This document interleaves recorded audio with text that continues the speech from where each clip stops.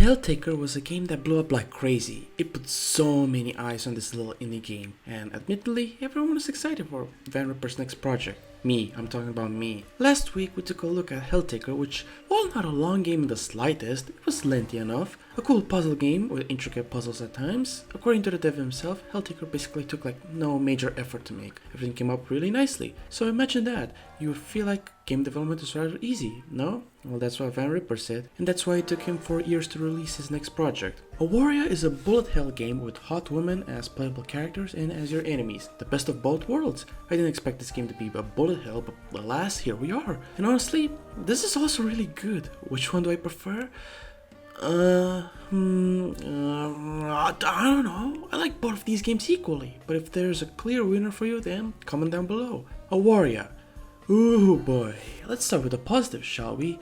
This gameplay loop is genuinely awesome. It is practically brain dead, which is why it makes it a bit addicting at times. You have to travel through the entire arena collecting parts to fix the faulty generators. Fix the amount required to complete and you win. Some of the parts require other parts to generate them back. I like that you have to activate the machines to make the parts again. You're essentially playing the waiting game while you're on a timer, which can lead to some stressing situations and very close calls. The game very quickly introduces the enemies that you're gonna have to deal with.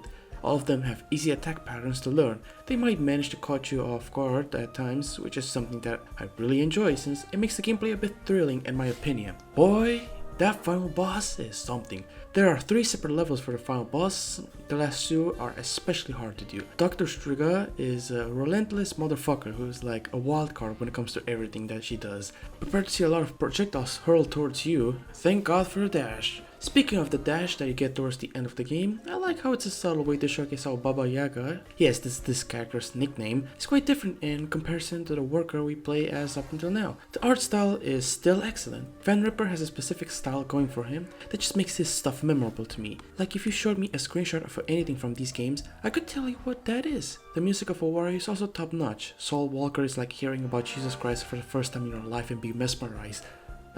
Soul Walker is just such a great song that I have it on loop. It is quite literally the best song in the entire game, although one could say that's debatable. All the cutscenes, quote unquote, they're more or less still images, are pretty fun. I don't know, I like when the girl kisses a ghost, it's kinda funny. The ghosts themselves also have distinct designs, despite the fact that their dominating color is green.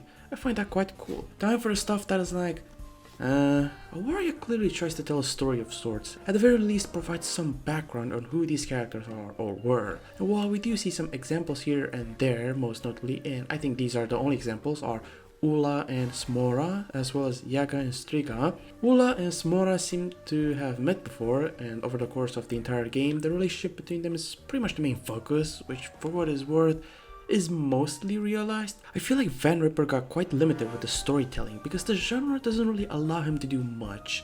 Yaga and Striga is quickly put aside, but we do learn at least something. They act like an old married couple and get into arguments a lot. They also like drinking lean. So alright, these characters have a mostly realized story, or we know more than enough about them. What else? Cutwire is one person split into 2. They're pretty goofy characters who have quite a lot of energy. That's one of them, but come on, carrying those shears like most of the time requires some strength and energy. There's not that much to them. Cutwire is kinda there, and is there to be a little goofy. On the other hand, Nikita is the most underdeveloped character in the game. I mean, Van Ripper said so as well. She barely has enough relevance as is, and her character is quite dry. Now onto the stuff that makes me not happy. I don't like that at times everyone can be in one part of the map, making situations like this feel cramped for no reason and also quite impossible to survive, at least in hard mode. It happened to me a whole lot of times, especially in this level, that it kinda made me go nuts a little. Zmora 5. Enough said. Is it fair to assume this is a mini boss?